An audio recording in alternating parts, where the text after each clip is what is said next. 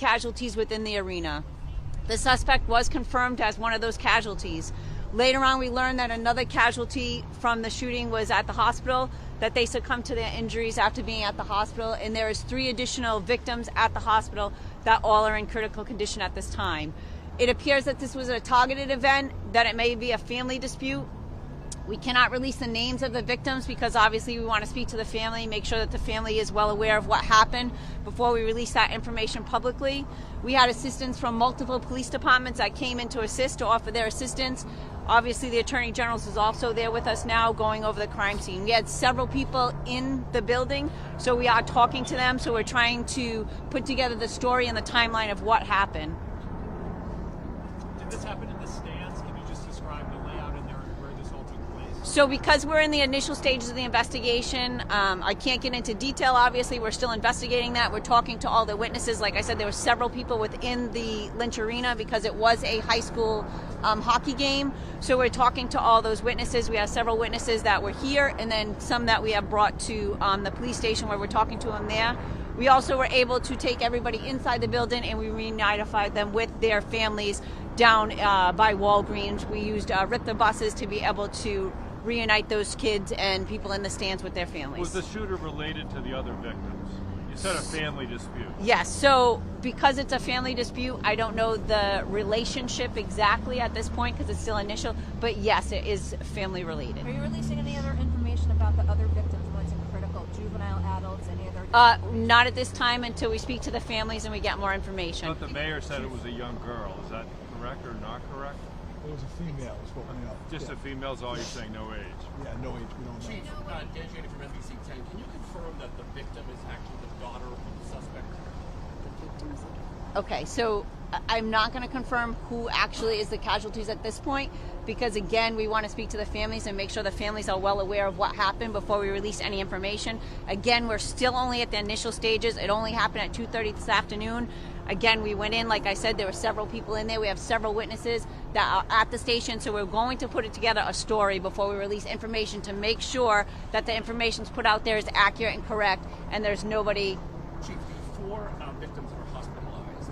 Were they hospitalized because they may have been trampled or pushed down, but they actually were not shot? No, so we have, we have 3 deceased victims, right? We have 3 deceased. The suspect, and then we have 2 victims. And then we have 3 at the hospital that were part of the incident that, no, they were not trampled, that they were shot. Yes. Was the suspect shot by police or was it self-inflicted? I'm sorry, there's multiple people. Oh, good. So what I can say right now is that that's the information that we're going to put out. We're going to obviously probably have more information as the day progresses. Again, we want to speak to all the people that were witnesses so that we can get an accurate story to put out there. I can tell you that we're probably going to have another press release tomorrow, right? We have a lot of people that we want to talk to today. We want to make sure that we get accurate statements. We want to make sure we put it together. We want to make sure we speak to the families. And again, we have to go to the hospital also. And if we can speak to those victims at the hospital, we obviously want to make sure that we do that also. So that's the information I'm going to give you for right now. And then again, I will give you more information as we get it. But I am not...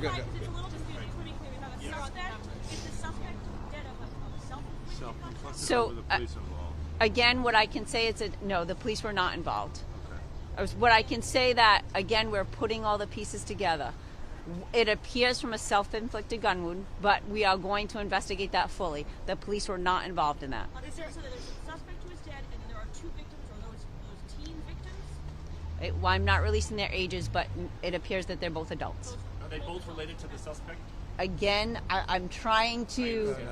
That's okay. No, I know, I mean, and I want to make sure that with the information we're putting out there, because again, they're family members at home, we want to make sure that we speak to them first before they hear it on the news or in the media. It is very important for us to make contact with the families and get an accurate depiction of what the family dynamics look like so that we can be able to put it out there accurately. Is there any way that you could do another press briefing later tonight? Because otherwise information gets kind of squabbled. That way, no, that's what happened in Providence. We're going to try, right? Okay. Like I said, we're following the police investigation, right? Right now it's about the families, right? There were multiple families involved. This was, high school children, so our hearts go out to the families. and we'll give you as much information we can. We know it's important to get it out there, but they want to get it out there accurate so there's no misinformation. Mayor, are you able to speak to that, just the trauma these people suffer today? I haven't seen anybody. I can't imagine. I'm watching some people as they're getting put on buses. So, sorry. There has to be traumatic, right, to everybody. I haven't had a chance to talk to anybody. We're trying to piece it together.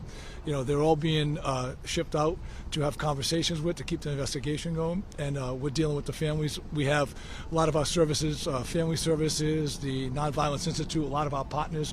They're all in there. They're doing grief counseling, so we're working close with them as well. What are some of your concerns when you hear about a shooting inside an arena like this with so many young people? Of course, when you get the call, you think it's the worst thing, right? And I mean, it's very serious. Having said, this was an isolated incident in some ways. It's tragic. And you think about that, right? The family, all the resources. We have men and women out there, so your mind goes in all different directions. Were any of the players on the ice targeted or hurt in any way? I don't know that. I know they were on the ice, but I don't know if any of them were on the ice. Here it was in the stands. Chief, from that. Clear that it was also live streamed so that other people may have seen this. Obviously, That's what they're piecing together, and we're getting through the investigation, yes. You say that it's an isolated incident, but it's been just 2 months since that tragic shooting on the campus of Brown University. Can you speak to how traumatic it might be for the people in this community to be experiencing 2 mass shootings within such a short span of time? I mean, the fortunate thing is they're not related, but it is very tragic, right? You're thinking about these are high school kids that were doing an event. They were playing, with their families watching, fun time, and it turned into this. So it's got to be traumatic. Mayor or Chief, were there any victims who stepped in that you know of to help? So again, I understand that there's live stream out there. It's in the initial stages of the investigation. So if there are witnesses or people that stepped in, we're going to leave that information will be confidential until we speak to them. But at this point, what I can tell you is that there were several people in there at the time. Again, yes. I'm trying to see him over it, and it's a little difficult. You guys have it a little higher, but okay. So obviously there were people inside, so I can say that people did assist. But as to the level of the assistance, again, we want to speak. All right, a little disruption in the signal there, but we did hear the headline, which was effectively at this shooting at this Rhode Island hockey rink during a high school game. The suspect has been killed, apparently by a self-inflicted gunshot wound. There have been 2 other victims shot and killed. The police chief in Rhode Island did reference that they were adults, and there were 3 other people in the hospital. One of the big pieces of information to come out was that this was some kind of family dispute that erupted inside of this ice rink at this high school hockey game. They did allude to the fact that they would be providing more information about the circumstances once they had the opportunity to notify more family members. Of course, this is a breaking news story. Lots of information coming out after that news conference and many more questions to ask. We will bring you updates on that breaking story as soon as we get them. Now we turn to this. It's been 2 years since the mysterious death of Russian opposition leader Alexei Navalny. European governments now say Navalny died from poisoning found in a rare toxin that comes from South American dart frogs. The Kremlin denies the findings of the report, while European leaders insist that Navalny was murdered. Only the Russian state had the opportunity, the motive, the means to be able to do this while he was in prison. And that's why we have been working with our partners to expose this Kremlin plot. Navalny's mother says that this new evidence confirms her belief that her son was murdered by Russian officials. In news we're following around the world, at least 5 people were hurt after a reported avalanche derailed a train in the Swiss Alps. Authorities think that the avalanche hit the tracks just before the train passed. The remaining passengers on board were taken by bus to their destination. North Korea is honoring its fallen soldiers with new housing for their families. Officials there say thousands of the nation's military have been killed fighting alongside Russia in the Ukraine war. State media released video showing Supreme Leader Kim Jong-un making an appearance at the opening of the residential complex. Now, this is state-sponsored video. It has not been independently verified, and it is not clear exactly when all of this took place. An important note there. And take a look at this. A fast-moving train could not outrun a skilled Italian pilot. Red Bull athlete Dario Costa made history Sunday, landing and taking off his small plane on a train going about 75 miles per hour. Costa had about a 50-second window to pull off this daring stunt. Sounds scary all around. We do continue to follow the breaking news, though, out of Rhode Island, where there has been a shooting with multiple victims. You're watching CBS News 24/7. I'm Sarah Donchie. The Takeout with Major Garrett is coming up next.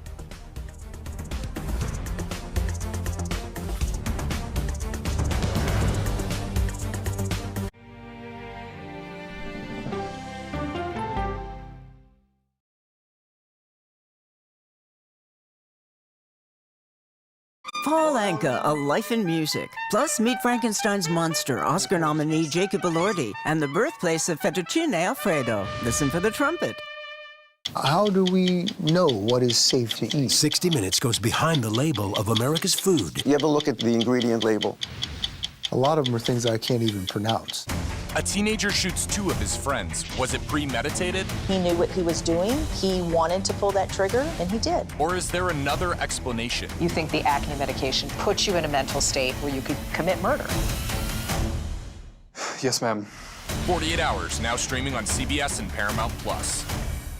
I want to know what's going on in the world. I'm Tony. You can't do that if you're just sitting in a chair reading about what other people have found. What do you think of that? Why? There are big questions that all of us are asking. I want to get you the answers. How are you? I'm Tony DeCopel. Join me on the CBS Evening News.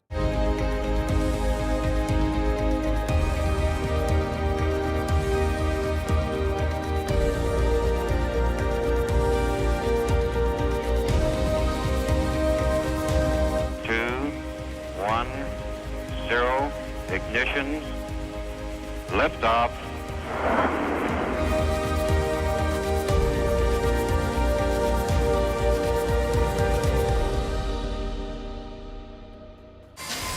Her body was found right here. Yep. A girl's murder in the small town of Wahoo, Nebraska goes unsolved for decades. What happened after more than 50 years in this case? Finally got a full puzzle with all the pieces in place. How it led to an arrest. 48 Hours, now streaming on CBS and Paramount Plus.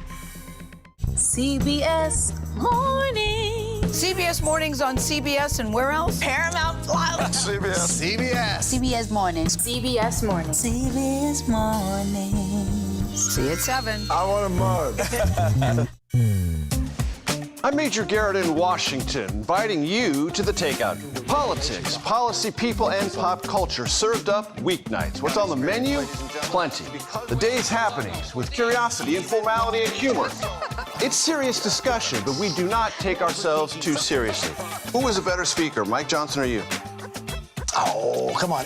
Join